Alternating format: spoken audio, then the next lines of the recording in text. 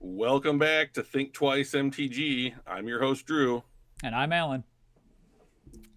And tonight, we're all about hybrid theory, which I appreciate the title of the episode, Alan, because that is the album title of one of my all-time favorite albums by Linkin Park. Yes, it is. That's why I picked it, because I was like, we're talking about hybrid stuff. And all of a sudden I was like, wait, hybrid So theory. Let's good. do it. Oh, I remember I I remember. had that CD. I had a burned copy, and so it was like just like Mm, you got the stack of 100 CDRs you can get, and they're all like a rainbow of colors. And I had that one. It was mhm. blue, and it had my really bad handwriting in Sharpie on it. It said Linkin Park Hybrid Theory. So I remember I got that album for Christmas when I was 16. okay, yeah. And my cousin gave it to me, and I thought, well, this is what I'll be listening to now for the rest of my life. So Yeah, and what, 20, 24, 25 years later, yeah, something like that. Yeah. So I like the new album too. I haven't listened to all of it. I've heard just bits and pieces because I'm older than anybody I know in terms of my music habits. So yep, yep. Good point. So what are we talking about today, man? So we're talking about an idea I had about how to hybridize your threats. It just came up from something we were talking about, and so I think really the term that is probably going to connect more with more Magic audiences is we're talking about pivots. Like, how do you shift when one thing stops working or when the one thing is being attacked by your opponent? How do I shift over to something else? So I need to pivot. Insert your friend's meme, if you will, here. Oh God, Yes, there you go. We got you. We're one of laughing the already. best, one of the best moments in television.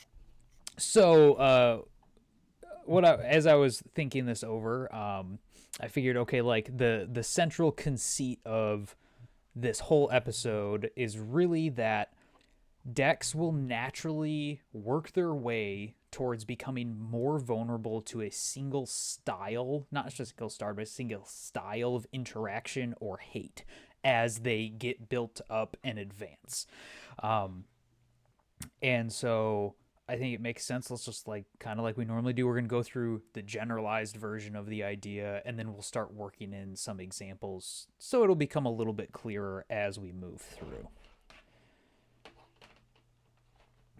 I can't wait. Yeah. So, really, the first thing you have to start off with is like, well, Alan, why do you think decks naturally work toward this state of like being vulnerable and more vulnerable? I think is the thing. It's natural that strategies will have vulnerability. If a strategy doesn't have any vulnerability, it should probably be banned, because then it's just better than everything else. So it makes sense that they're going to progressively, the way we build decks, become more vulnerable to, say, it's artifact hate, graveyard hate, whatever, some angle of attack that it's not able to effectively fight against. And I think this happens because as you start developing a core strategy, it makes sense to continue to add more things that synergize with that core strategy.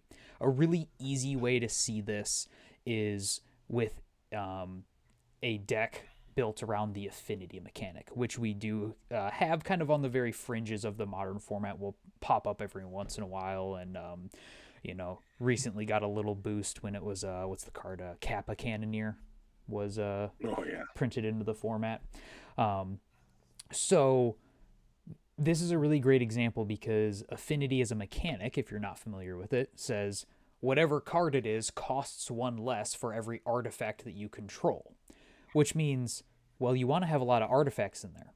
Well, many affinity for artifacts cards are also artifacts themselves. So you're just like, oh, well, if I need artifacts to pay off for my artifact payoff, I need to increase the number of artifacts. And then all of a sudden, anything else that cares about artifacts really starts looking really great in my deck. So I'm going to put in more of this stuff. And now everything is just incentivizing you to have as many artifacts in your deck as possible. Anybody who's played Magic in a competitive environment for any amount of time can easily see where that road is taking you. And that is to a point where, hey, artifact destruction and artifact hate of any kind is going to be really good against you. So, imagine you're playing this affinity deck and you're like, I'm going to put down this 0 mana artifact and this 0 mana artifact. And ooh, and here's now a 1. And you go like that. Then all of a sudden somebody plays, I don't know, a meltdown. And you're like, but now you just destroyed all of my artifacts or a Brotherhood's End or something like that. And you're like, ooh, whoops. Now, they essentially countered a bunch of your cards with a single card of theirs or with one type of card. So that is going to lead you to a problem. If your deck is that weak to a single form of interaction, whoopsie, you get beat by it. Right? And if there's one thing Magic players hate doing, it's losing ever. Right? So that brings us to the idea of a pivot threat, as I'm going to call them, and that's the thing we're going to talk about. How do you address it? How do you address when you've recognized that now I need to pivot? And as I was thinking through, this topic, and this came up because we were just chatting on the phone about something, and it like kind of spiraled, and you were like, we should do our next episode about this, and I was like, okay, fine. And then like the next day I wrote down a bunch of show notes by hand because that's the way my brain works. And so I think the way we often see it happen is like you put in a different threat but is still going down that same line of thinking. Okay, so we have Teamer Breach in the format now, right? And the deck runs, what is it? Mishra's Bauble, Mox Amber, Mox Opal, Grinding Station, maybe some other artifacts. I don't know. Tamio makes clues. There's a lot of artifacts in the deck. And one thing I noticed early on when Breach was starting to rise after the first couple of weeks of the unbannings that happened back in December, what happened is I noticed people started putting Urza Lord High Artificer into the sideboard of these Breach decks. Okay, and they were like, well, this is my pivot threat. Okay, and I think that led to a perfect example of how I think this goes wrong. Because, I mean, it makes sense, doesn't it, Drew? And you've got all of those artifacts we mentioned, a bunch of Moxen, you've got Mishra's Bauble, all this stuff. They're like, hey, Urza's a payoff for artifacts. And so I think what people did is they put Urza in their deck thinking people are going to play Graveyard Hate to stop my Breach. Because Breach is the deck, or the card the deck's named after. We all know it's kind of like, hey, let's attack the card that the deck's named after. So people put in Urza, but I think it stopped being popular very quickly because most people who played it probably realized, like, wait, when people are slowing me down and countering my strategy, they're not hating out my graveyard.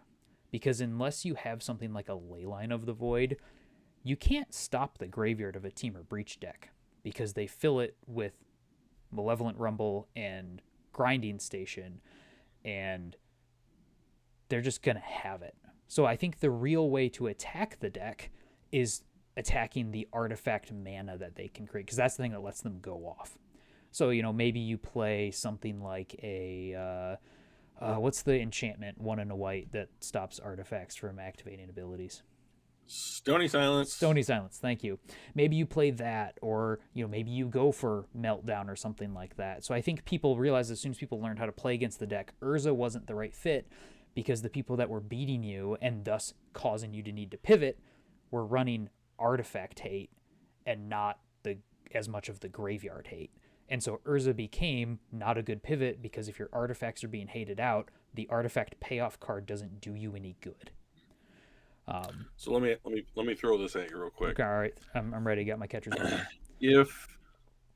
If the format was, well, the decks that we see right now were requiring graveyard hate, and people had that in their sideboards, and this affinity deck happened to put Urza in this deck, is that just an unfortunate timing on a pivot for how they're trying to hate out cards?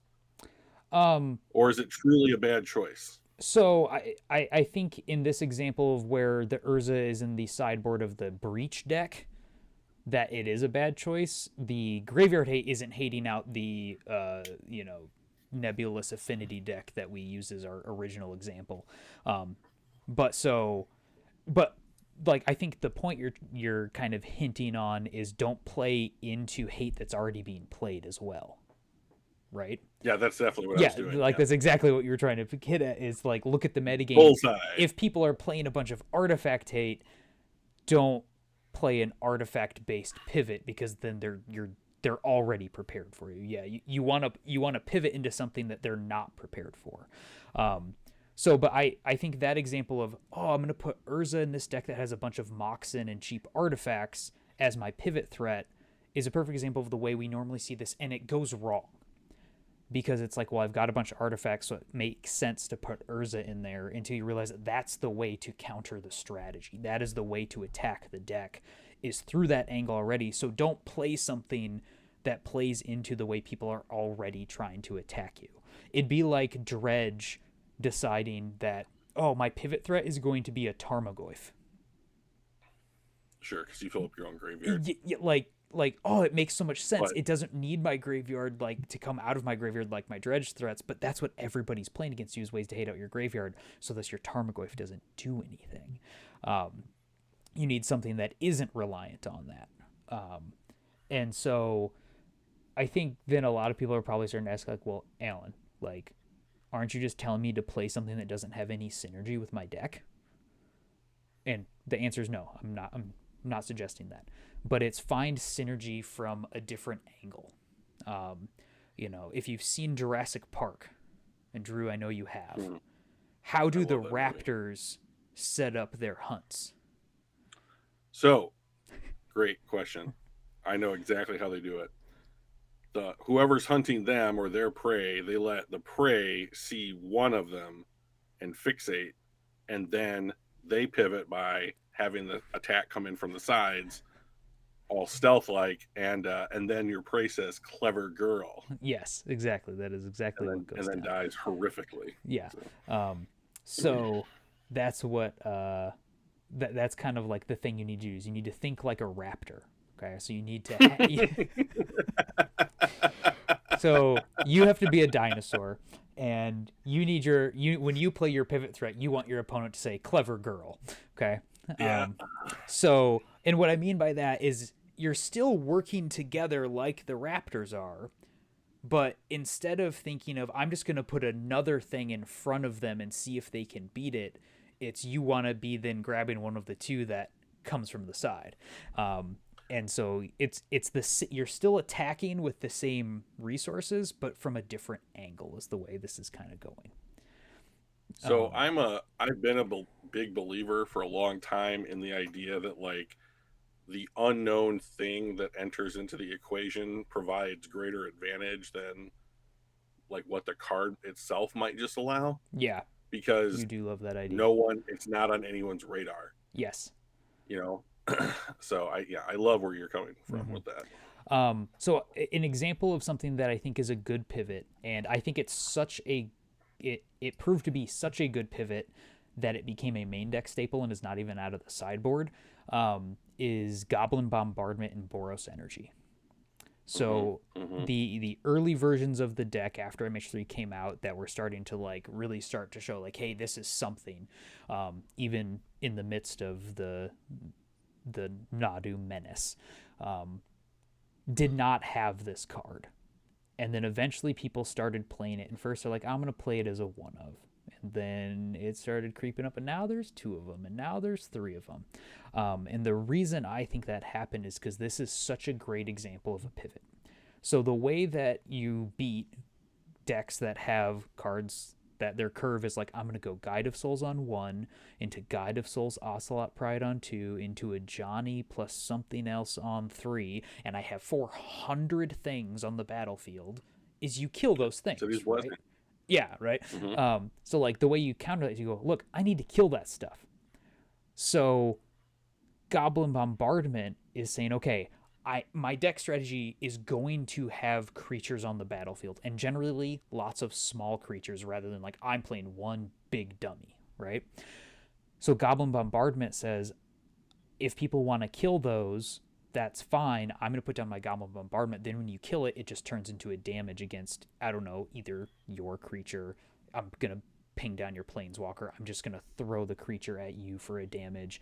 And so now it is saying, all right, you can try to kill my creatures, but my creatures are still going to do something on the way out.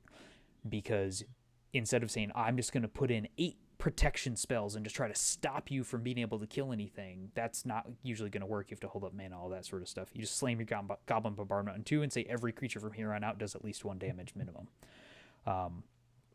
And all of a sudden it makes it that much harder to stabilize and fight back against the deck. And it proved to be so good that this is a main deck staple now in the deck because it's a pivot we just want all the time. So I think that's a great example of a pivot we've seen recently that is doing what we're going to talk about in even more detail as we go here. All right. Sorry, I looked at the wrong window and now I lost myself for a second. You get situated. Mm-hmm. So I was having a conversation with some of our F&M players the other day, and they were like, so how do you attack Boros Energy? And I was just like, you don't have a good avenue of attack. Like, and we've talked about Boros Energy in the past, but like we ended up talking about Goblin Bombardment because I'm just like, what I would almost consider a pivot, like, or axis of attack is so versatile and so easy to do that like there's no good way to strike back at them. Like, oh, I answered one of their things. Okay. They don't care. They're moving on to the next thing, completely free of at ease. Yeah. That you've forced them off of game plan A, because it's not game plan B, it's game plan 1A. Yeah. You know, and so and Goblin Bombardment is a part of that. No, so this deck just does tons of good stuff, whether it's Amped Raptor gets banned, One Ring, it adopts the One Ring because it was the card that it was having a hard time beating, that gets banned. So what do? Now we find another cheap way to pivot, and it's just become, I'm actually surprised it's not at the top of the meta currently. That was a surprise for me because it just seems like it's everything the format wants right now. Welcome to the very crazy card that is Underworld Breach. I think Goblin Bombardment is a really great example of your point that like it's hard to attack Boros Energy in the way that you think to normally attack a deck that is putting a lot of small creatures into play, right? And it's because they're able to be like, okay, we don't care. Like, I put those creatures into play, but whatever. And then it's such a good pivot because it also then turns into extra reach. And now it's like, well, all of these creatures are also starting to do the thing that Drew done to me 8,000 times, which is swing in with the Walking Ballista and then throw all of its power at it. And that's essentially what Goblin Bombardment has turned all of these creatures into. Is all right, my 3 little 1/1 tokens from various sources are going to swing in, hit you, and then I'm just going to sacrifice all of them, and now they all were 2 power instead of 1 power.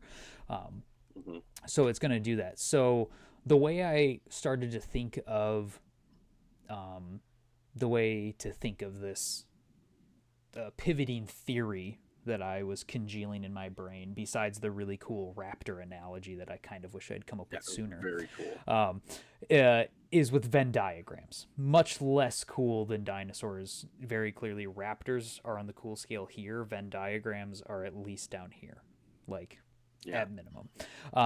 But the way that we normally see decks develop in terms of like their builds and all that is with your classic 2-circle Venn diagram. So you got the 2 circles together, there's some overlap in between, and it's kind of like, okay, one half of this is my enablers, one half is my payoffs, and when I have both, the Venn diagram has the overlap section and things work out great.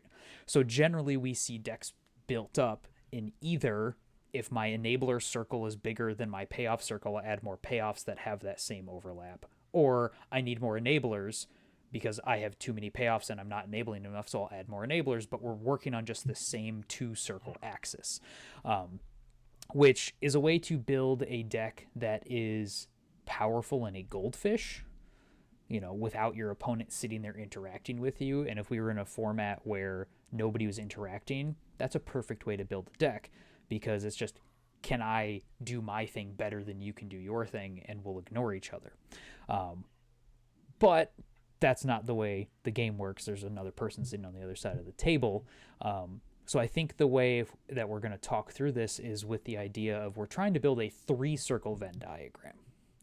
So now you've got some overlap between 3 different sets of 2 and the one overlap with all of them in the middle.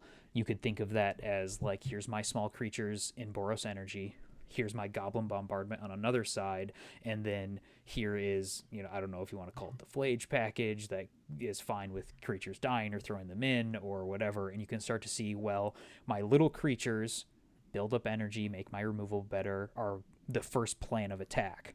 Well, then they start to counter those things. And so if my opponents killed all those creatures, my next level of threat, Flage, is really good. Because now you've killed them, you've fueled the Flage to be able to escape. Or the Goblin Bombardment can do the same thing of turn the little creatures into fuel for the Flage, because if your opponent's not put in the graveyard, you can do it yourself. Oh, it also happens to synergize well with Flage, because Flage is going to be sacrificed anyway, so I just get a 4th damage out of the front side of Flage if I have Goblin Bombardment in play. And now it's playing in a different way with the things you were already trying to do.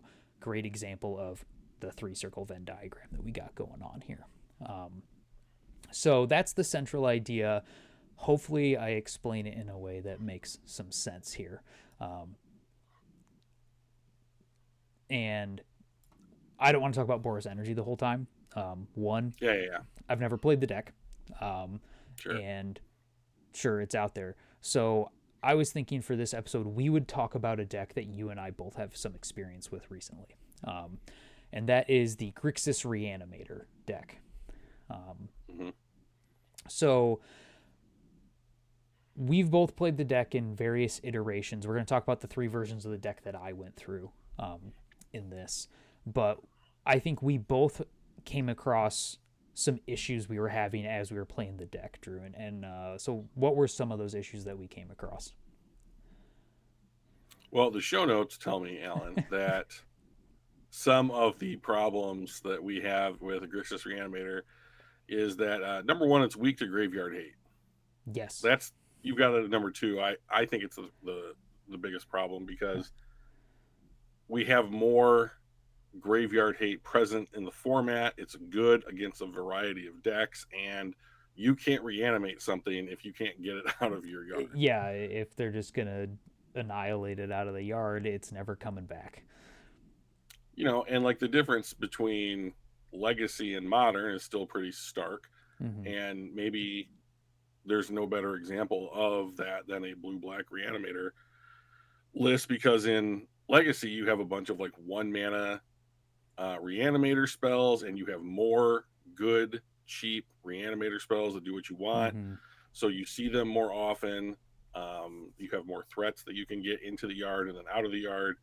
And in Modern, we have, you and I have had discussions about what's the second best Reanimator target in the format, and like none of them really compare, outside of maybe like a Gorios Reanimate or Gorios Vengeance deck.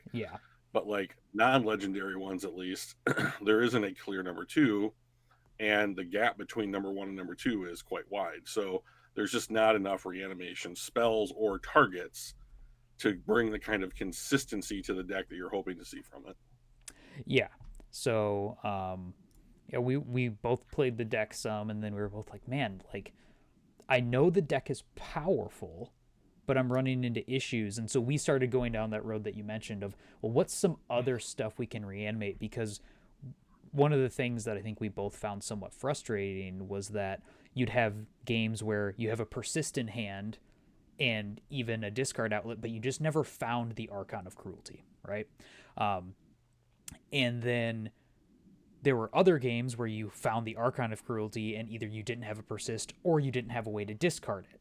And it's like, I need this to happen more consistently so that when I draw the right halves of the thing, I always have something to do. So we started looking at just other things. I remember pulling up a search, and I think I put it as like, show me modern legal creatures that are 6 mana or higher, have 6 or more power, and have an enters the battlefield effect.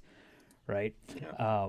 And we were always comparing them, as you said, to Archon of Cruelty, um, and trying to find like something else that did it. And we were finding a lot of cards that were like, well, this kind of gives you the card draw on the life gain, but doesn't do anything to your opponent. So there's an option. Or this one kills a creature but doesn't do any of the other stuff. Or this one draws a card. And as you said, we were just finding that like most of them just don't compare because all the good ones are legendary and persist doesn't work with a legendary creature. Um, and so this is kind of like one of the moments that like I started having this wheel turning in my head. And so I think to really kind of explain how it developed and all that, I want to go back to the first version of the deck I played, and I think this is a very similar version that we both played. They both have the core of the deck. You have your Faithless Lootings, your Archons of Cruelty, your Persists, and Psychic Frog. We both played some number of Tameo as well, and I believe the first version that I played and the version that you played also just had like actual counterspell, blue counter target spell in it, right?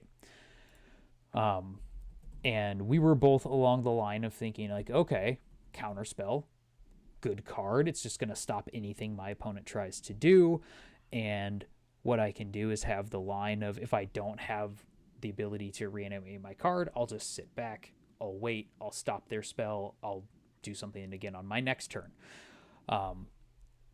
And, you know, I think we both had the experience, and you know, if you want to talk about kind of your perception on it a little bit, I found that I was always in a state of tension with my own deck of do I try to progress my reanimation plan by, I don't know, digging, deploying a Psychic Frog, something like that, or do I hold up the counterspell?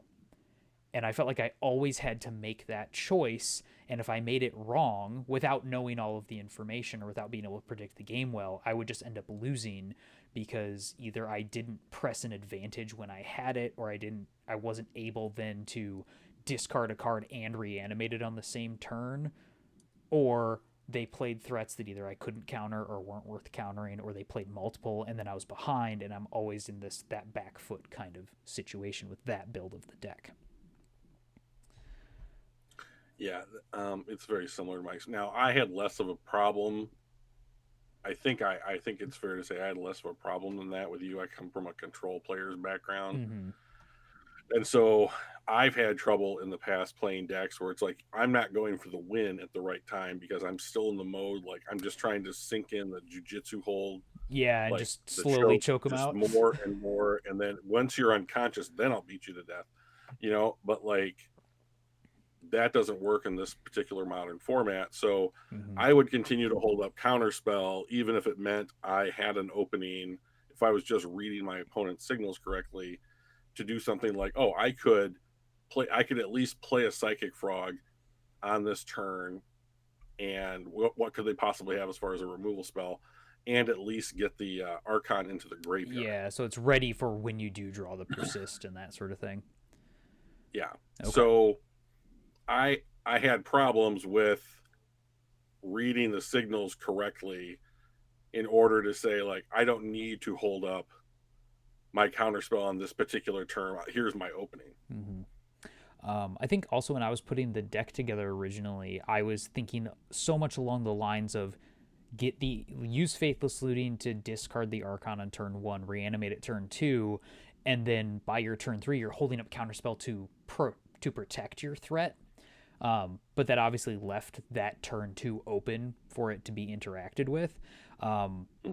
And so like I was always thinking of things have gone right, and then the counterspell feels amazing because they just can't claw their way back in, without understanding the tension, or you know, as you said, like the having to read things correctly to know when is it time to turn, go all the way back to our first episode, recognize that it's your turn to be the beatdown, and sometimes that's difficult to do. So then, you know, so what I did then is okay, we've got to do something different. And I went along the same lines that we've already talked about. Where I said, okay, what else can I reanimate? The second version of the deck that I went to was then a version of the deck that had Abhorrent Oculus in it. Duskmourn card that, you know, definitely has shown that it has some power. I think it started out as all right, decent card, and then kind of rose, and people are like, oh my gosh, this is the second coming. And I think that opinion is starting to fall back down a little bit. I know mine has in particular. But so the version of that deck is I took out the counter spells and a couple other things, and I put in 4 Abhorrent Oculus and 2 Unearths. And the idea being there, now I had 8 targets for reanimation spells. And so I was fine. Obviously, you're good to persistent Archon, and I was fine persisting in Abhorrent Oculus, but I also had Unearth, which led me to do that. And I think this is advancing the deck still on the 2 circle Venn diagram plan, because it doesn't solve the graveyard hate issue. In fact, I think it makes it worse, because Abhorrent Oculus, no matter which way you try to cast it, whether you're reanimating it or just hard casting it, it has the issue of it still folds the graveyard hate, because you have to have a graveyard in order to hard cast it. So I think it made the deck even worse to graveyard hate. And to like triple down on that is then I was thinking, oh man, in my sideboard, now that I have Unearths, I can put other cards that are good to unearth as a way to attack somebody else's strategy. So I put in like Harbinger of the Seas and Graveyard Trespasser, strong, powerful 3-drops that if you can unearth them on turn 2, sweet, you're starting to do some stuff. But then everybody was going to bring in Graveyard Hate against me. And then that sideboard plan to stop, hey, I don't know, deck that has lots of lands that do silly things, and I'm trying to unearth this Harbinger, or, you know, any deck that I'm trying to counter with that strategy is already planning to counter my main game plan with their hate and the secondary game plan with their hate. And so my pivot played right into the hate that was already happening. I don't think you ever played with the Oculus version of the deck, but nope, can't stand it. Yeah, but we talked about it, right? We sure did. I played against it a bunch. Yeah, and so it, you know, and this is, I tried to advance the deck by just making the circles in my Venn diagram larger, rather than realizing that I needed to add the 3rd circle. And I put the deck down because that's when I picked up Yawgmoth, and I've been playing Yawgmoth pretty consistently for a while. But this is a great example of how I wasn't thinking like a raptor yet. You have to come in from the sides. You can't just keep on rushing headlong down the same way. It's I'm just full of analogies today. It's like, you know how like Revolutionary War combat was just like, we're just gonna line up in lines in a field. We're gonna take turns shooting at each other and just see who walks away at the end of it, which is just like, hey, we're just gonna beat our head against a wall and see if the wall wins kind of approach to it.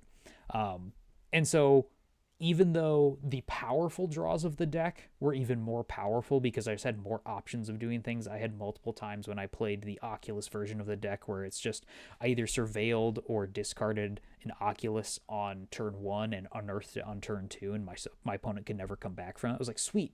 So it felt like, oh, we're on the right lines because it's working when it works. But then the games that people had counterplay to me and they got to bring in their hate, it was like, this is really difficult. And then you've got an Abhorrent Oculus rotting in your hand alongside your Archon. Now you've got 2 uncastable cards rather than 1. So I stopped playing the deck for a bit, was trying to think, you know, sometimes because I can't ever turn my brain off. So I sit at home on a, you know, Saturday night just mulling over thoughts and stewing in it. And so it was like, okay, where do you go with this? And I didn't have an answer that I liked until last week at our FNM. I was playing Yawgmoth, so Yawgmoth, it wasn't because I played something. It was I finally played against a really fast deck. I played against, you know, one of the guys we've been playing for a long time. He always plays aggressive decks. He plays like Prowess and Burn mostly. And so we sat down. We had a good game. But my match was over faster than my matches had been over recently. So I was like, you know what? I need to stand up and stretch. I'm getting older, and sitting in those plastic chairs at the LGS just like hurts after a while. You know what I mean. Yeah. And so I'm like, I just have to get up and walk. So I walked over to the case of Magic cards, and I was just like, hey, I'm just gonna start looking through some of the little bins. So I said, okay, let me check out the artifacts. And sitting in there was a whole playset of Monument to Endurance. Yep. And all of a sudden I went, I wonder. And, now luckily I have enough store credit just usually laying around that I was just like, I'm going to take these. And it didn't cost me anything. So it's just, you can take a flyer on a card. And it all of a sudden had me thinking, and I think even by the end of the F&M, I handed them to you and said, what do you think about that in Reanimator? And this is what sparked the 3 Venn diagram sort of realization that, there's probably 18,000, pro Magic players that have happened throughout time. Are like, yeah, dude, you can't go around the same axis. Duh. Like, you're an idiot. Mm-hmm. But anyway, I'm not one of those people. So it happened last week, Friday. And so I was like, okay, you already play a bunch of cards that can discard cards, either for free or cheap. You've got Faithless Looting, you've got Psychic Rock. Okay, check box 1. We can enable Monument to Endurance. And I was like, all right, what does Monument to Endurance do for you then? Well, it draws you cards, and I think the second most important mode is that each opponent loses 3 life. Well, we already have cards in the deck that make your opponent lose 3 life. Hey, game plan A, Archon of Cruelty. Mm-hmm. And I was like, wait. That works well. This is along the same lines. But Monument to Endurance doesn't care about your graveyard. It just cares about that you said, hey, these are in my hand. They're no longer in my hand because I sent them away.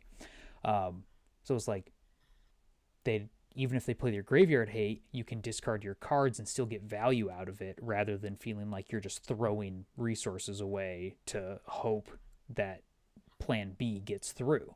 So then I went home and changed the deck to include Monument to Endurance. The Abhorrent Oculuses and Unearths are out.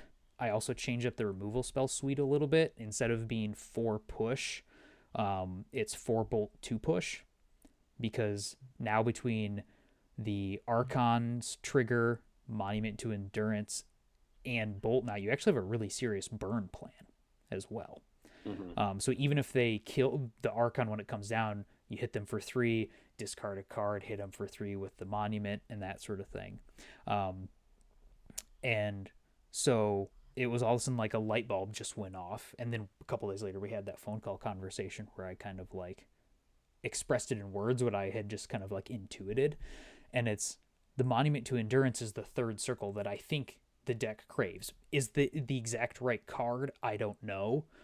But it's at least on the right path, because now they bring in the graveyard hate to counter your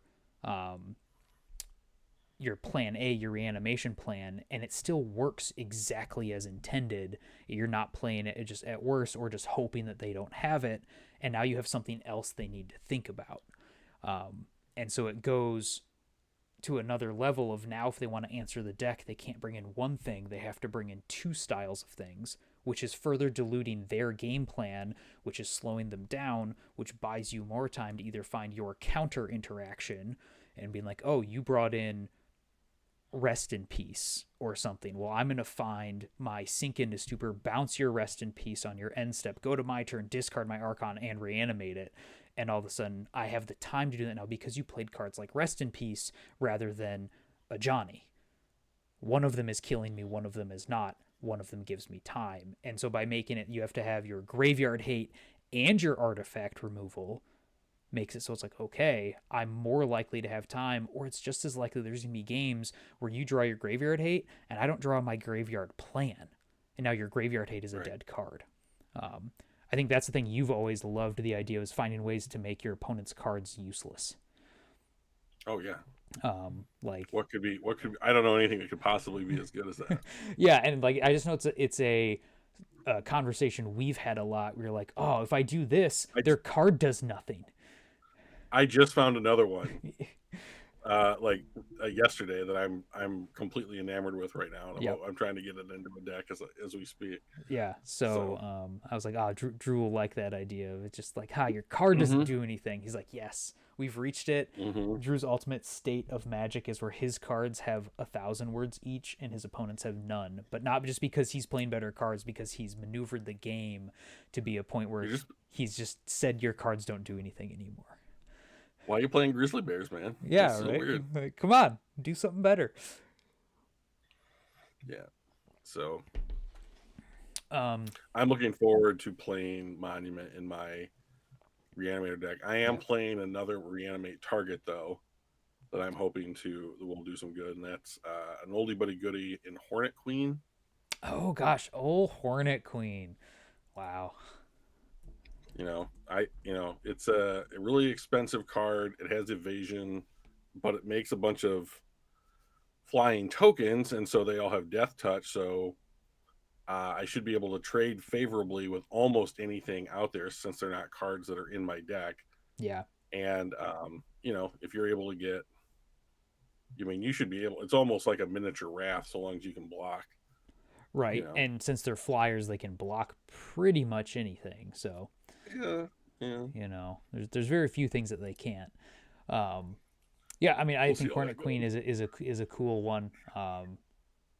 But like, so the idea is, just trying to attack from multiple angles at the same time, I think is really what you're looking to do. So rather than just, I'm going to try to punch harder along the exact same line, let's shift.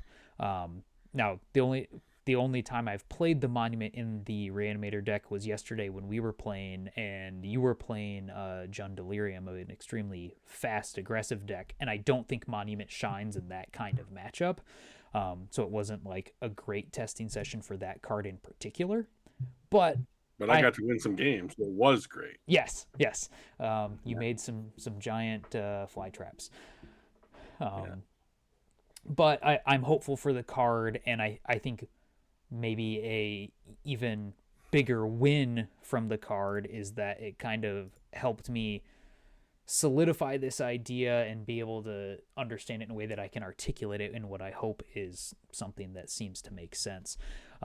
So that's really kind of the overall point here of this pivot threats hybrid theory talk is you Hmm. you have to hybridize what you're doing. It can't all be the same thing because then it's answered by the same thing, and thus you're failing in the exact same ways over and over and over again. Where if you start attacking from these different angles, but the tricky part is finding things that can take advantage of what you're already playing, but in a new way, um, and not trying to do the I mash two different decks together, and if I draw this half, it's good, and if I draw this half, it's good. But if I draw part of each of them, they do nothing together, and that's the hard part. But so you can. I feel like seeing how you want to play Faithless Looting and Psychic Frog for your persist plan, but it also works just as well with this monument plan is like really a thing that's like this starts to scream to me, hey, there's something here, at least in theory, um, that should be something that we can take advantage of. Um, I thought of a couple of other things that I think have shown that I've noticed recently that are good pivots, index, just to spread our knowledge around a little bit more to help people kind of make some sort of contextualization. Um, Hmm. the first one, just because I've been playing it recently, is I think Grist the Hunger Tide and Yawgmoth is a great example of a pivot card that exists in a main deck. And in fact, all of these are. And so maybe that's one of the things is really good pivots make it all the way to the main deck. Um, and the reason for that is it doesn't do anything to help you Yawgmoth combo. It's not an undying creature. It's not a blood artist effect that lets that chain just become lethal or anything like that, but it just does what the deck really likes to do. The deck already plays a bunch of creature tutors, and you can abuse the fact that it's a creature, and then Agatha's Soul Cauldron got printed and the card just got even better. It also gives you some removal while also making bodies, and so I think that's a good one. I think if you look at the Eldrazi ramp decks and you look at the role Karn the Great Creator can play in them, I think that's really nice because their main plan and the thing people are always going to be attacking is stop you from producing extra mana. Like, I'm going to shut down your. That deck doesn't play Tron lands, but on, kind of a similar plan, I'm going to shut down your. Little labyrinth and Yeah, thank you. I couldn't remember the names of them, but you're double producing lands, and maybe it's through things like Damping Sphere. Well, Karn is great because it's a cheaper card than most of the rest of their payoff. So it's like, even if you've put me under a Blood Moon, I can just play this Karn, and it can now go with these other things that might be useful, and so it's still on game plan, but in a very different way. So I think that's a good one. Another one is in the Hollow One deck. They used to play Nethergoyf, and now I know it's a card you love, but in the Hollow One oh my deck, god, it's not as good because the way people are attacking you is through your graveyard, so Nethergoyf doesn't do anything.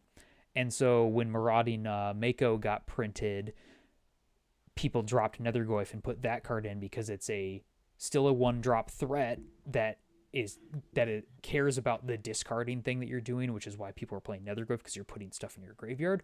But it doesn't care about the graveyard itself. So even if they have your Rest in Peace, your Leyline of the Void, your 1-mana Shark is fine and is good to go. So I think that's another good example of swapping out cards because this one is a better pivot and it still is rewarding you for the enabler half of your strategy, but doesn't use the same payoff half. So you're not playing into that hate and not just being completely blown out by a Rest in Peace or something along the lines. Do we have any others that come to mind there? well, of all these, the one that I think is the best example is the Karn the Great Creator and Eldrazi ramp. Like, it's I've had a couple of conversations recently with other Magic players about, like, you need to figure out a way to attack on a different axis. Is how I've always phrased it. And so, like, oh, okay, here's Karn the Great Creator. So threat, and so, like, I'm constantly looking at cards now and evaluating them. Like, is this a threat and an answer in one?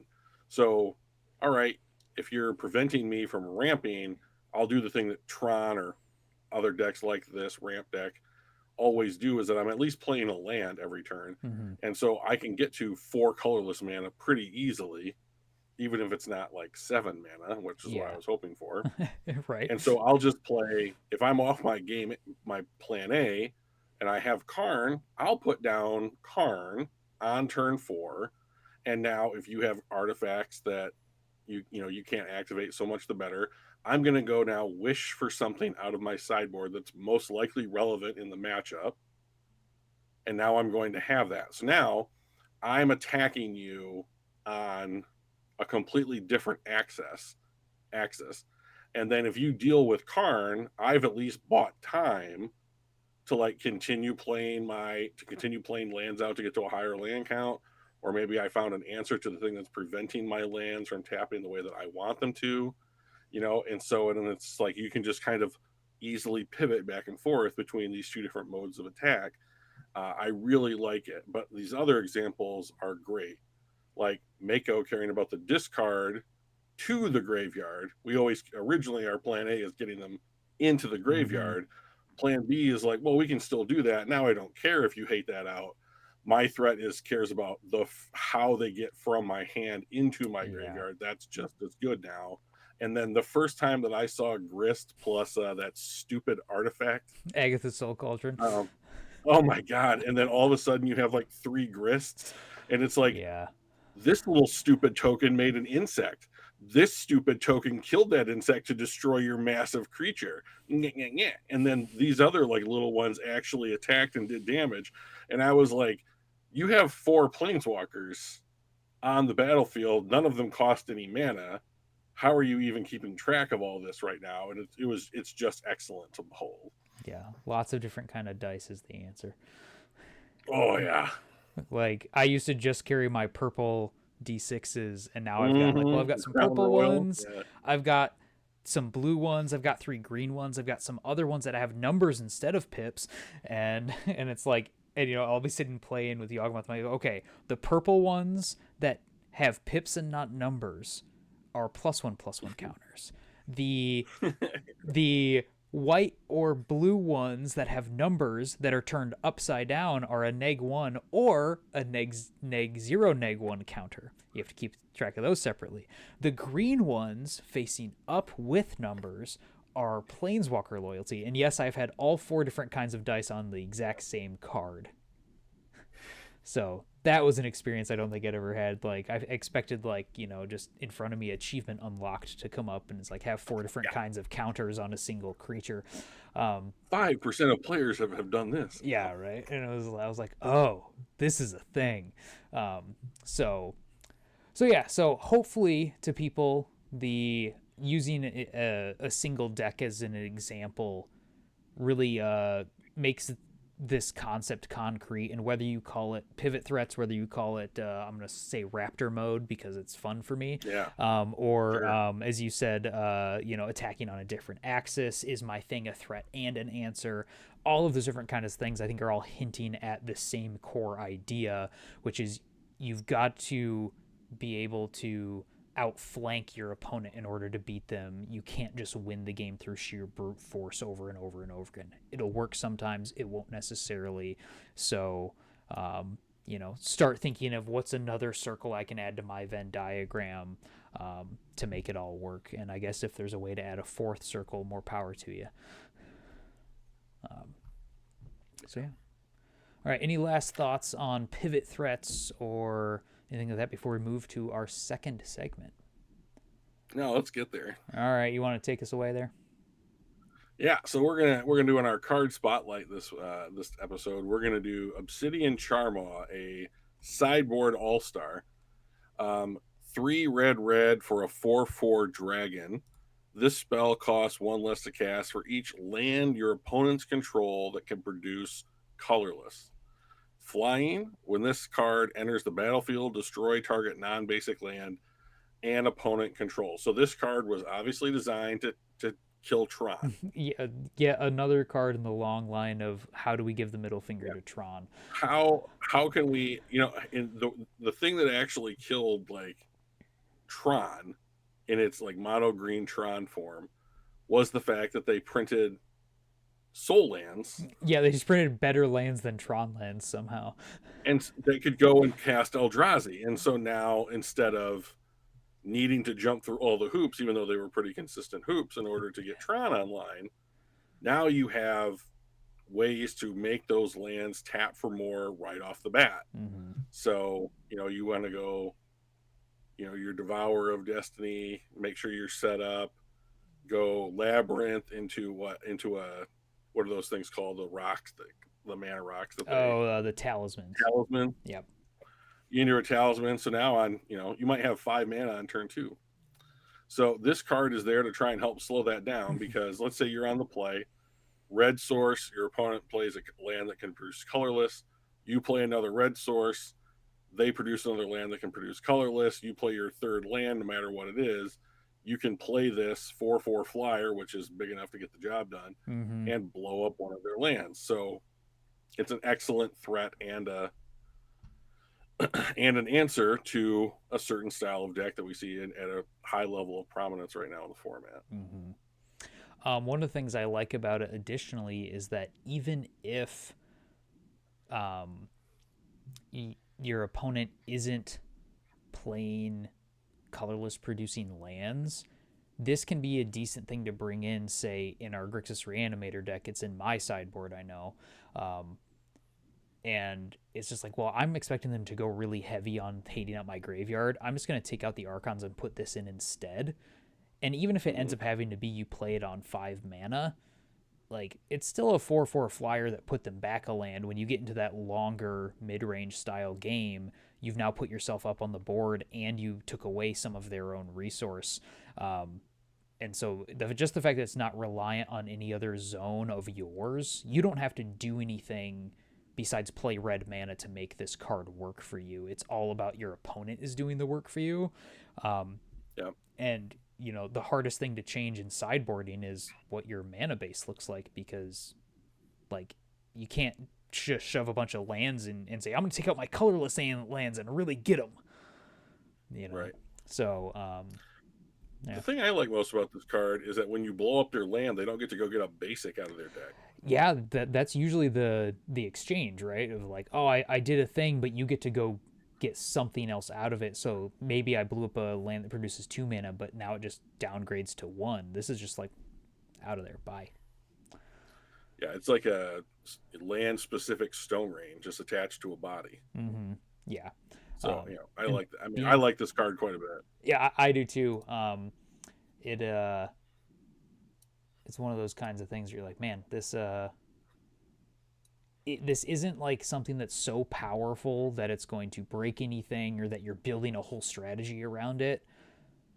But it just seems to fit in a lot of stuff. There's a lot of times if I've got red in the sideboard, it's like, yeah, this probably should just be in there. It's kind of the Yeah, same a as couple of these. yeah, it's probably the same as like consigned to memory if you have blue in your deck. People are just like, well, just smash 4 consigned to memory in there, and now you're ready for a bunch of stuff. Um, I These feel two like cards play pretty well together. yeah, I feel like Charma is pretty similar. Um, and then if you have any other ways to do some shenanigans with it, then yeah, go ahead. Sweet. Yeah, I'm a huge fan of this card, and like I would recommend anybody who's playing red that can produce 2 red on turn 3. You should put 2, maybe 3 of these in your sideboard for running up against a deck that is at the top of our format currently. Mm-hmm. Oh, wait, no, Breach is right now. Ramp's Yeah, like third. but Breach also does run. Not that this is necessarily the way to attack Breach, but Breach does have Urza Saga, so they do even play lands that produce colorless, and so Yeah, it's a thing. killing an Urza Saga is pretty good. Yes, I've never complained about being able to kill an Urza Saga in my day. Um, Perfect. I was trying to think if I had any cool Obsidian Charmoss stories, and unfortunately, I don't think I have anything more than just like, yeah, it just did it. It did exactly what you hoped it to do. It's turn 3, played the thing, destroyed the land. You have 1 land, I have 3, and a 4/4. Have fun. It's a like I've seen that particular type of thing get a lot of players across the finish line. I mean, So yeah, it's not many turns of I put my 4/4 in. You went down to 1 land before the opponent usually just concedes, even if it doesn't actually kill them. Because as soon as you play something else, it's like, yeah, okay, well, let's just go to the next one. Scoop. right. So, just good, solid overall card. I think it's not, the biggest, flashiest thing, but it's also just gonna be just a really solid role player in your deck. It's your 6th man off the bench in the NBA. Yeah, it's a solid B+ worker, Yep. like yeah, I completely agree. Yeah. Weird.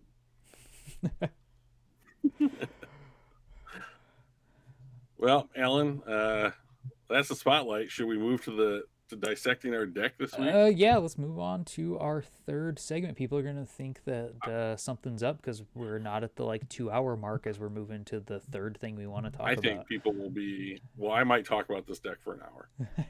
Um, so we have a guy at our F&M who plays. Let's just call it green white ritual. It's got the guide pride combo as it should because it's playing white, and then it's playing birthing ritual, so it can see just an obscene amount of cards. And the thing that I like about this deck is that much like this, okay, so in a sense, I think this is the closest thing to Boros energy that we might have that isn't exactly that deck or doing exactly what that deck's trying to do. Now they do share a foundation, Yes. and that's a part of it. But like, um, I watched our F&M guy absolutely dismantle a Tron player by playing White Orchid Phantom, Yep. blowing up a land, ephemerating it, and just sawing through this poor bastard's Tron lands. Didn't It's just matter. over and I over and mean, like over again. he went something like turn 2, Phantom, blow up tower.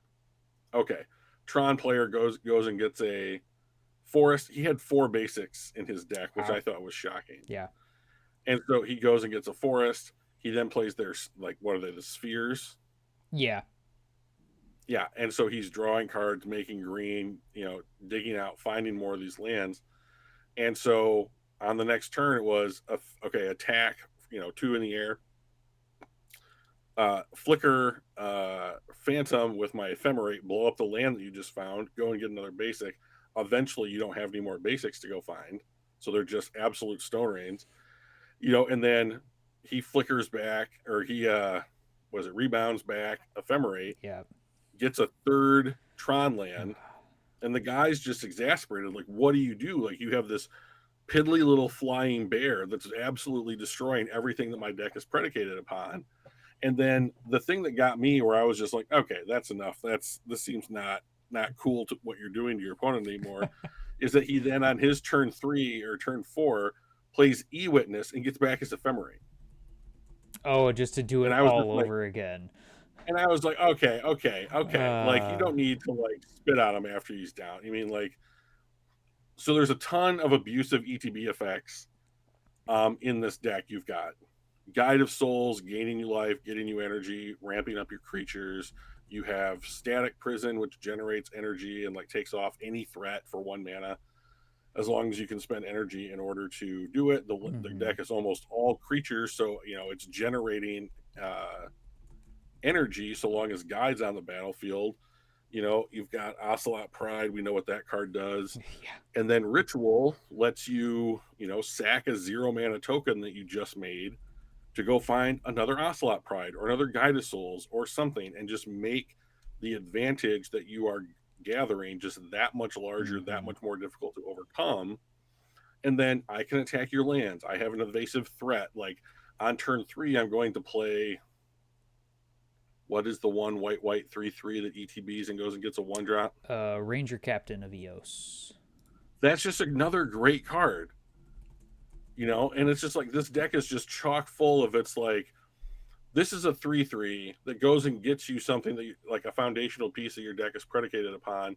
You can sack it so that your opponent effectively doesn't have a next turn, Yeah. or you can sack it to like your ritual if you have one out. If you need to go look for like a 4 drop, and the deck plays Solitude as like one of maybe the best like threat and answers we have in the format currently, and just chock full of white spells.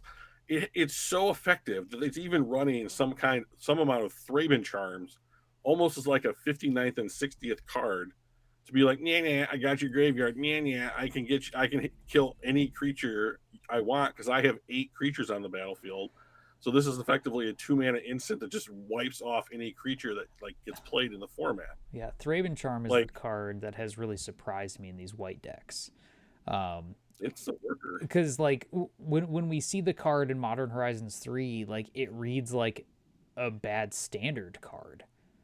Mm-hmm. It's like, oh well, oh okay, it's got modes, but it's like none of them are really, destroy target enchantment, exile any number of target players' graveyards. I mean, and the fact that they word it that way so it can be played in Commander, because you can be like, I pick 3 opponents, or 3 players, like okay, like and just the fact that it's a removal but is based on the number of creatures you have on board from our years in Standard made me just be like, that's not it. That's not going to be good. But this is twice the number of creatures, so it's like, okay, it's a little bit better. And then as you've mentioned, like they just spit out so many bodies that it's like, oh no, like this is really fast. Deal 8 damage, and what survives that? Mm-hmm. So the ability for Guide and Pride to interact with each other, in my opinion, is just kind of disgusting. Mm-hmm. And it's enough of what makes Boros Energy so good that you can even move off of red, which Boros Energy plays a lot of, Yeah. in order to go for green, which is in this deck primarily there for Eternal Witness and Birthing Ritual. Mm-hmm. Am I missing anything in that one? So the list that listeners are also going to be able to see if they're following the YouTube links is our friends at F&M who added some Bright Glass Gear Hulk into it. Oh, okay. So he said he was trying that out, and we were talking when we were all having dinner afterward, and he said the card felt just just absolutely fantastic. And the fact that it's like, okay, you get it down on 4, turn 4, and his deck, isn't trying to win on turn 3 or anything. It probably can, just by nature of Guide of Souls being a extremely powerful card, but he's just trying to just build up this board state that is just eventually just something you just cannot hold back. And it just goes and gets you whatever you want. And the fact that it's not just 2 creatures, it's like, well, I could go grab the Static Prison that you mentioned. I could go get a Guide of Souls and an Ocelot Pride. I could go grab the Haywire Might that he's got in the main deck. I'm sure there's some other pieces you can go grab from the sideboard or something, but like the fact that it has the optionality of, it's like it either just continues the threat churn, or it goes and grabs the specific thing you need in order to, answer whatever stuff your opponent is putting in front of you. Looks like the other green card in the sideboard is, he's got Endurance, but you can cast that one for no mana, so whatever. And he's got Gaddock Teague. Okay, so I would like to talk about that card choice. Yeah, go for it. Is that card solely in there for Kozilek's Command? I think that's a big part of it, because it's probably one of the cards that the deck really is going to struggle against. It also, non-creature spells with converted mana cost 4 or greater can't be cast. So now you can't get hit by Karn the Great Creator that we talked about. Can't be cast. You can't be hit by All Is Dust. You're shutting down things like I had something, I just lost it. But so I think it's one going to do a really good job against the big mana decks, which are probably going to be difficult for you to beat. So I mean, it shuts down Titan's ability to use Zenith to go get a Primeval Titan, in both ways, and stuff like that. And you're not playing into it in any way. So you've made it completely one-sided because you don't play any non-creatures that cost 4 or more. So, is it every deck should be shifting their mana base to include green and white to play this card? No. But in a deck that has the ability to find it rather consistently with Birthing Ritual and maybe has some weakness to those types of things, then absolutely, I think it's a reasonable inclusion at minimum. I would very much like to play this deck. Here's the thing that's holding me back. Ocelot Prides are $45. Ranger Captain of Eos are like $45. Yeah. He has a one of Elish Norn, $38. Bright Glass Colossus is $22. Mm-hmm. Like, it is an expensive deck to play. Yeah, and so Ranger Captain is one of those cards that is always like slightly surprising when you see the price, because you think it's like, it's not played that much. It must just be just everywhere in commander decks because it's a tutor. But yeah, like that card's always been expensive. Ocelot Pride is just insane because, as we've mentioned multiple times, like if you're playing white, you should probably just be playing it. So hey, at least Guide of Souls isn't also the same price. But yeah, so we're seeing there's a lot of cost. I think if we're looking at the just the Moxfield pricing of the deck, it says it's just over like $1,000 to get from Card Kingdom. So that is almost twice the cost of a current modern deck. I printed out some card choices that I was curious about. If we've got, since we're going so quickly, that I would like to discuss. Yeah, go for it. If you've got a chance. So here's the first thing that I see in this deck that I think is maybe not a weakness, but a slowdown, a spot where the deck slows down, and that's on 2-drops. Mm-hmm. So let's see. We've got none. We have 4 in White Orchid Phantom. Yeah, White Orchid Phantom, and then is there anything? And then like the Gaddock Teagues in the sideboard, and Sanctifier and Vec in the sideboard as well. But yeah, not a lot. Sure.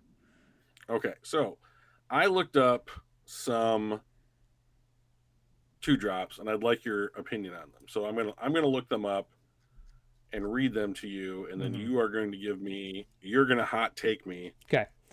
on these, okay? All right, so this will have to wait. This is excellent commentary. So here we go.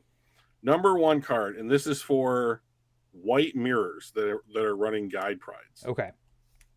Okay, Suture Priest, 1 and a white for a 1/1. Whenever another creature enters the battlefield under your control, you may gain 1 life. Whenever a creature enters the battlefield under an opponent's control, you may have that player lose 1 life. Mm-hmm. So it effectively washes out your opponent having Guide of Souls and getting life from other creatures ETBing. Yeah, which then often is So going I think to hinder their ability to start the Ocelot Pride chain. correct. Yep. Okay. So I thought this might be a sideboard card in some number Okay. in the deck. So you want me to so one card at a time? You're gonna throw me a card, and Just you want me to react? just react right off the cuff with Okay. it. Okay. So we're talking about these white mirrors. I think if you're running into a mirror of this green-white deck against a in like a true mirror, I think it's better than if the green-white deck is playing this against Boros, or just, I guess if any white deck is playing this against Boros, because Boros can kill this much more easily because they've got like Galvanic Discharge, as we mentioned before, Goblin Bombardment, and so it being 1 toughness is really weak against Boros in particular. So I see that as a weakness to it. Whenever a creature enters the battlefield under opponent's control, you may have that player lose 1 life. Okay, so hold on. So let me see if I'm reading this. So this doesn't. Whenever a creature enters the battlefield under opponent's control, so this doesn't stop the opponent from gaining the life from Guide of Souls, right?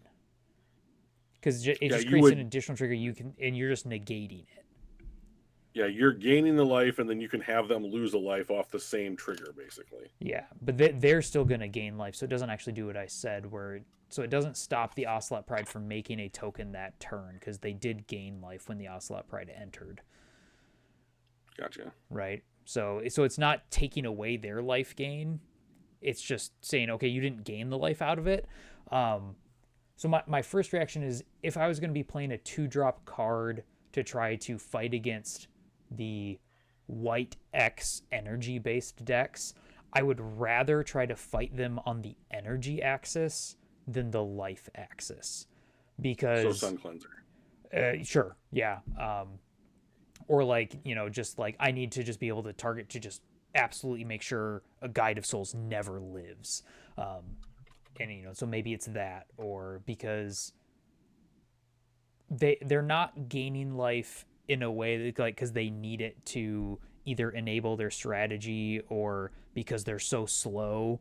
It's just all of their life gain is incidental, and you'd probably still be fine with the way most of the cards read without the life gain, barring the Ocelot Pride thing, then wouldn't work. But like, if Guide of Souls said everything it said except for gain 1 life, you'd still play Guide of Souls. So I just Sure. so I don't think you're targeting the most important thing here with this card in particular. Okay. Next candidate. So this is a 2-drop, so you're sacrificing some 1-drop to go from 1 to 2. Mm-hmm. Thalia, Guardian of Thraben, 1 and a white for a 2/1 first striker, human soldier. Non-creature spells cost 1 more to cast, an oldie buddy goodie. I would say, yeah, the old Magic heads definitely know this card. So, in the situation where you're ritualing into this card, I think that's really interesting because you don't play many other non-creatures besides Ephemerate. But generally, if you have this card, it's either because your deck is built to not care about casting non-creature spells, or it's so good that you're doing that. So this is against then just a completely different style of deck. I'm trying to think of the decks that those hit the most. So this could actually, interestingly, be a an interesting sideboard inclusion against Breach.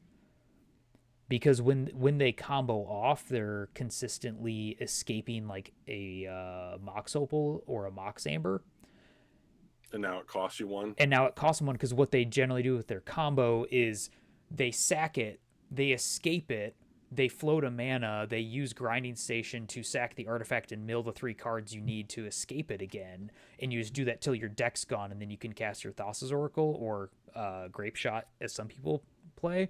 But so now they're not able to actually continually make mana. So you have to have then the 2 mana left over somewhere to cast your payoff card, and that's going to slow down their combo, because like you can't go off on nearly as early of turns if you have to play Breach and then escape stuff over and over and still have 2 mana left over if you're doing this, because now your Opal costs mana every time. And so yeah, you can still mill your deck, but you don't have the way to cast the card that you need. So that could be an interesting inclusion there. I think we know that Thalia is a very powerful card. I think it's just been a minute since we've had a metagame where there's a deck that's a big enough portion that this card hits hard enough to incentivize playing it. So I know I play Storm. I would hate to see this card across from me. Right. And and I think maybe we're getting to a point where we actually have some decks that might like this card as well. I think we've gone away from the super creature heavy decks for a few years since like humans kind of fell off. What was now 6 years ago in 2019 or something like that. God, that hurts. But with these white based heavily board centered decks, we now have a very heavy creature deck that might be interested in this, and then it might be a good way for them to fight against a deck if a deck like Storm or something extremely spell based similarly rises up to prominence. So I think as a metagame call in a certain metagame, this could still be a very powerful card like we knew it used to be. All right, I got 2 more for you. Okay.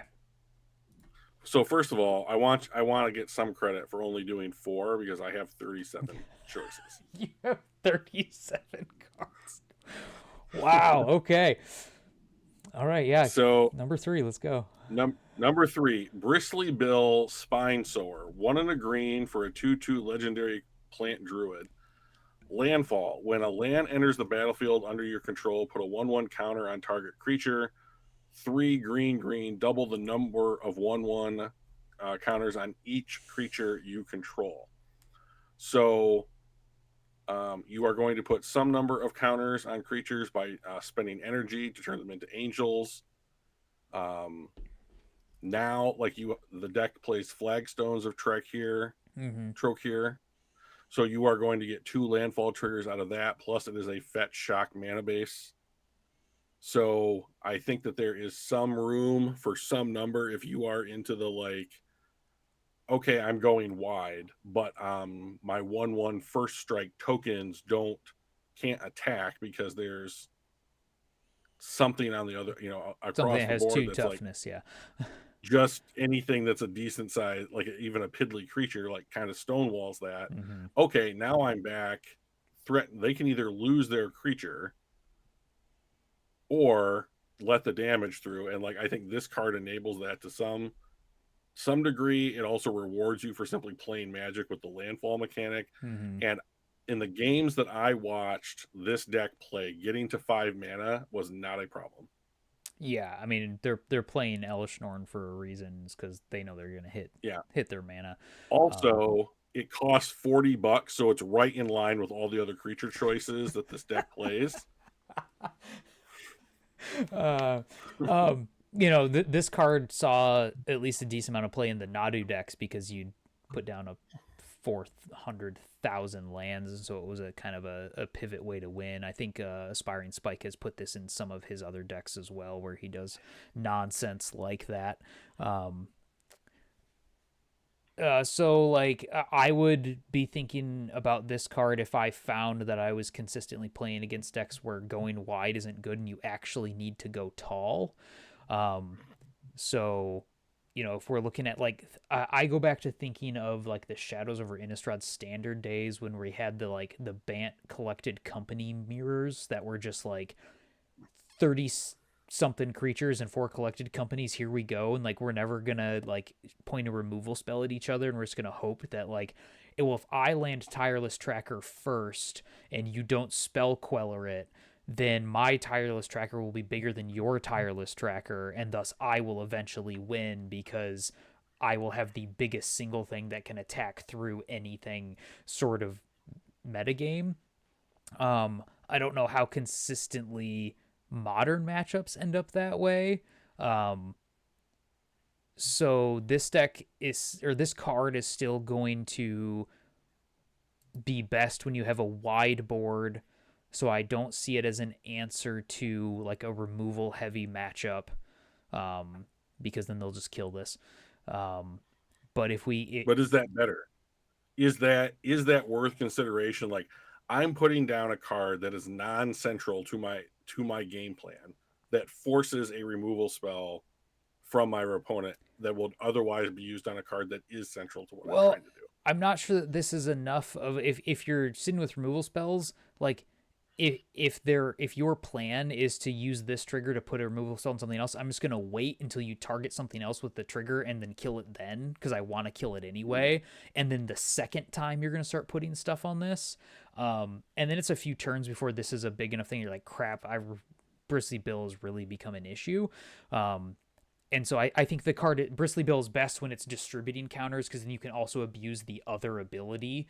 And so it's like, well, I put 1 or 2 counters on everything, and now I doubled all of them, and so now I'm getting the biggest payoff for having used that ability. Um, so I think if you're finding yourself in a matchup, and once again, I go to like the true mirror with this green white deck, that I think this would be a great card in those mirrors. So if all of a sudden you're Okay. at your local FNM, there's 3 people playing the deck, yeah, maybe put 1 or 2 of them in, whether it's main deck or sideboard, because when you play them, you're going to want this card because neither of you have much removal. And if you get your Bristly Bill down, your board is going to be bigger than them because all of your cards are exactly the same. So I think in a situation like that, that is what this card does. This card is a board state breaker because it means when we're both sitting here staring at each other and all of our creatures are just going to bounce, that this makes it so your creatures don't bounce. And so that's the situation where I would be like, yeah, this is the card I'm considering. And so once again, I think less useful against Boros because they run more removal. But if these white decks continue to advance along not just a Boros angle, um, and you find that those matchups become board stalls and it's a thing you consistently come across, yeah, Bristly Bill can be your board breaker pretty easily. So Okay, last card, Fauna Shaman. 1 in the green for a 2/2 elf shaman. Green, tap, discard a creature card, search your library for a creature card, reveal it, put it in your hand, then shuffle. So I need to go find my Skyclave Apparition immediately. mm-hmm.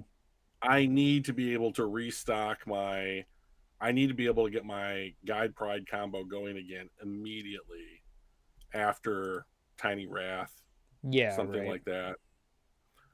Or like I need Witch Enchanter right now because it's effectively searching out a land Yeah. or something. Like is I know the deck has added in other ways to do this. We've got Ranger Captain now, we've got Bright Gear, E-Witness, this type of stuff, but like, if I Fauna Shaman, put a creature card in the deck, I have E-Wit, I can E-Wit, could I go and get my E-Witness to do that thing, get the Mm-hmm. other card back? I don't know. Like there's some timing issues with this card and like certain playability that I think would allow the deck to be more flexible at instant speed. Yeah, because you can wait and hold it up and see what you need after your opponent's taken their turn.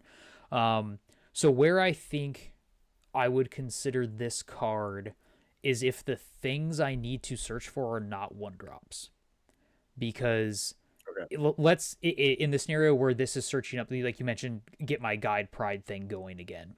It's the same mana cost as the Bright Glass Gearhulk, but you're down a card. because you played this, Mhm. then you sacked, then you discarded the card, and then you spent a fourth mana to play your one drop. Where the Bright Glass Gearhulk is one card, go get two of them. So Fauna Shaman in the situation of a one drop puts you down a card for the same amount of mana that Bright Glass Gearhulk puts you up a card. So I think then where this card would prove to be better is I need to go find my twos or my threes. Probably your threes are more likely the ones I'm thinking of. You mentioned Witch Enchanter and Skyclave Apparition. And so if that's the thing you need to be able to find more consistently, then I think this card could be interesting. I'm trying to think of. I think this would become even more of an interesting card if there were more like silver bullet finds in the sideboard. Sure. The thing I would my gut reaction was, well, if you want to do that, just play Green Sun Zenith. But maybe then if you're Oh yeah. lowering the creature count, maybe that hurts. But I don't know. Well, plus it's a $30 card, so it fits right in. Well, yeah, right, yeah, exactly. I think Zenith is Well, higher let me than go. Let that. me just go see how much Green Sun's going Yeah, for here. yeah. You go look and see. Let's see. Green Sun is $36. So Okay. I mean, like, we can't have Fauna Shaman at a $2.50 Yeah, that doesn't cut inclusion it. when we can There's a see price minimum $30. for this deck. Yeah. You must be this expensive to ride. Exactly. So like this is one of those cards that is like, man, tutor, it goes against anything you want. And and like that sort of thing. And I feel like a lot of times they fall a little bit short of our hopes and dreams in the way they play out. But I can see where we can find situations where it definitely seems like, yeah, this would totally work. I think the real thing I'm wondering is essentially, I think Birthing Ritual does this exact same effect in practicality, because looking at 7 cards at once you're a few turns into the game is like, I just looked at a bunch of my deck, and if I'm playing 4 of all of these cards, I'm just going to start finding them so consistently, and it does it every turn for free. Sure. And like the biggest thing for me with Birthing Rituals is the way they worded it, where you look at the 7 cards and then decide, hey, do I want to sack something or not? Like, shouldn't the card have been built as like, okay, at your end step, you can decide to sacrifice a creature. If you do, look at the number of cards, and then if you find a hit, put it into play. So you have to decide before you know what you would hit. Like when that card is going off, it's like, this is stupid. You just get to look at 7 cards and be like, hey, do I want one of these? Nah, never mind. Like I just get to upgrade my my creature if it's advantageous and I have a good hit, but like there's no downside to it. I did play against somebody once that had 3 Birthing Rituals in play, and I kept their board clear of creatures, so every turn they just put the top 21 cards of their deck onto the bottom. Which was, it didn't really do anything, because it's not like they were setting the top of their deck, but it was just funny to have to be like, Yeah. we'll count out 21 cards, put them on the bottom, here we go. That was the end of my turn. Sort of thing. So I think where I would end up falling with this one is that Birthing Ritual fills this role already, guaranteed not quite a way that is, I definitely go get exactly the thing I'm looking for, but it doesn't come at the card disadvantage of having to discard the card to go do it. Well, aren't we at the same card disadvantage if we have to sacrifice a creature in order to go get? I mean, unless you're and replace the sacrificing a card? token you got for free, Sure. which I think is a lot of the times, especially with this green-white deck, the plan for it. Yeah, I've seen a lot of people go like Guide turn 1, Pride turn 2, plus maybe something else. Mm-hmm. Turn 3, okay, I make a token and I'm immediately going to go sack that to get another 1 drop. Yeah. Yeah, and then now I go grab another Ocelot Pride, so the next turn I make 2 tokens, so every turn I have a token to sack, and I just keep on feeding 1 drops, and then, all of a sudden I found a 2-drop, or I put a 3-drop into play that I put my Eternal Witness into play to get back this thing, and then I can sack that. Now, look, now I found a Gearhulk, yay, cool. So yeah, so I think that's where I'd fall on Fauna Shaman. it's serving the same role as your birthing ritual. Gotcha. So this deck looks like something right up my alley. Like, okay, let's have a million triggers. Yeah. I I would call this green white trigger happy, because it's just like every single thing that you do, there's going to have to be like, I just want to point at my card and go trigger, and I just want to say that 30 times a game. Yeah, And this deck feels like you get there and it's no problem. this definitely harkens back to your days of the green white value town. Oh, that was so much fun. And you just loved being able to sit there. You're like, I don't care how long this game takes. I'm just gonna keep on going. Like, shit, could I have a 25/25 Night of the Reliquary right now and just kill you? Yeah, but Who what's the fucking fun cares? in that? You're tapped out. Yeah, like I'm just gonna sit But and wait. I do think that there's something to be said about playing a deck that's supposed to eat up the first 35 minutes of a match. Mm-hmm. You know, if I found a deck that was just so grindy that like I'm sitting here accruing advantage, my opponent basically has no chance to win, and I take up 35 minutes and, more importantly, win that first game, how many decks are out there that are going to win twice in 15 minutes? Yeah. You know?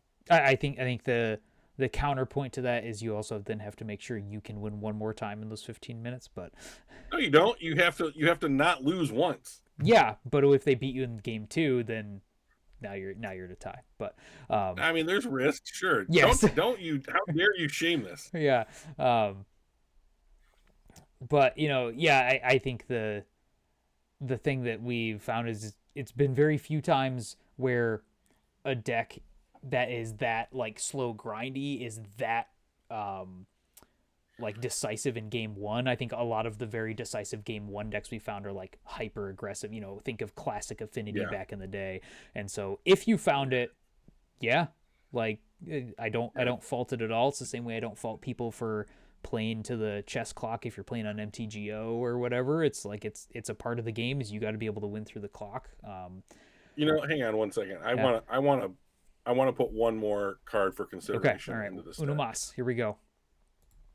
And then we'll close out the show. All right. Why is Springheart Nantuko not played in this? Okay, let's remind ourselves what Springheart Nantuko is. So, 1 green. Whenever a land is in the battlefield, you may pay 1 into green. As if you do, create a token scout with a creature. If you don't, create a 1/1 green insect token. I think it's just because, like, getting a 1/1 or 2 from your 2-drop that's a 1/1 isn't like, you're already doing that with Ocelot Pride, and it's faster. And I don't know how many fetches. Didn't look. How many fetches is this deck playing? It's got 1, 2, 6. 6. So 6 isn't a huge amount. I know you've got Flagstones.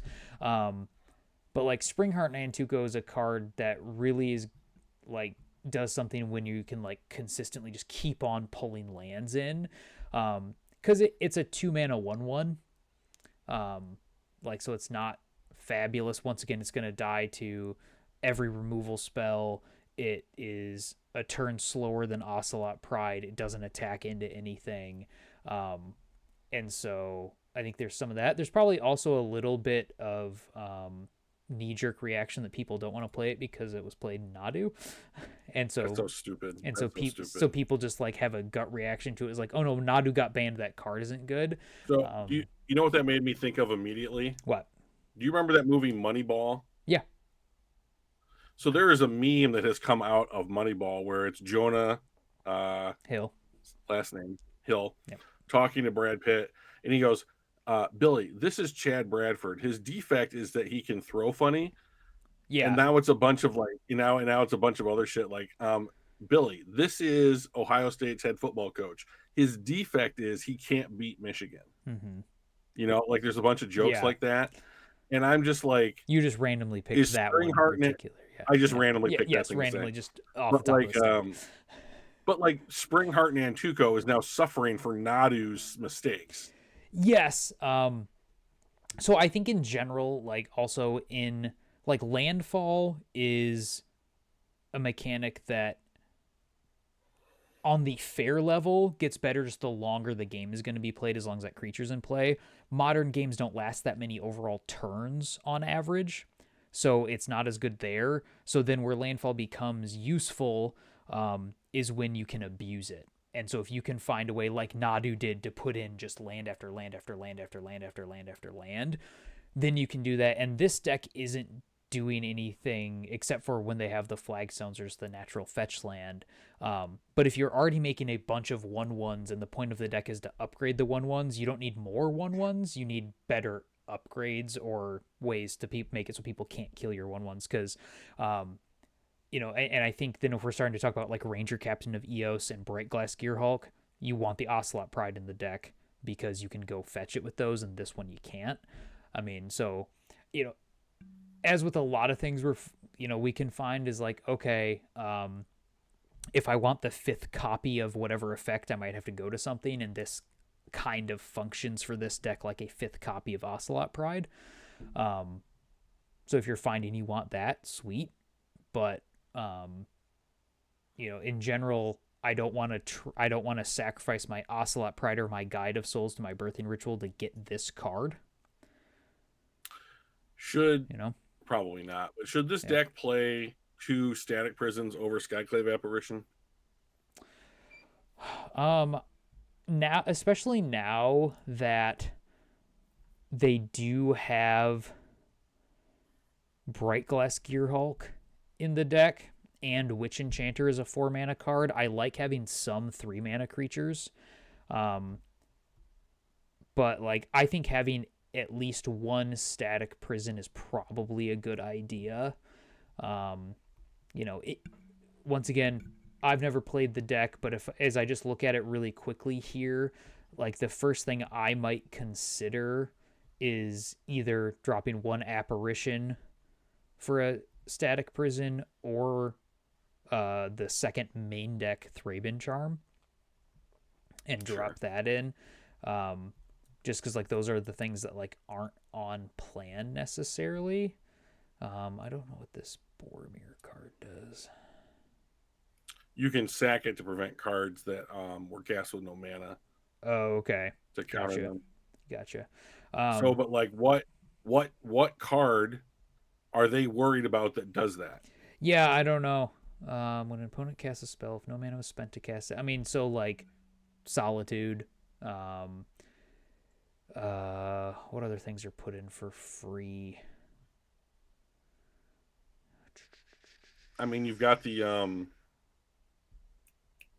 Flare Cycle, I suppose, but I mean those aren't exactly played in these numbers. Those kind of things. I don't know. It's an interesting inclusion. I wonder if it was just theory craft by somebody, or if somebody's actually been like, yeah, this is the thing to do.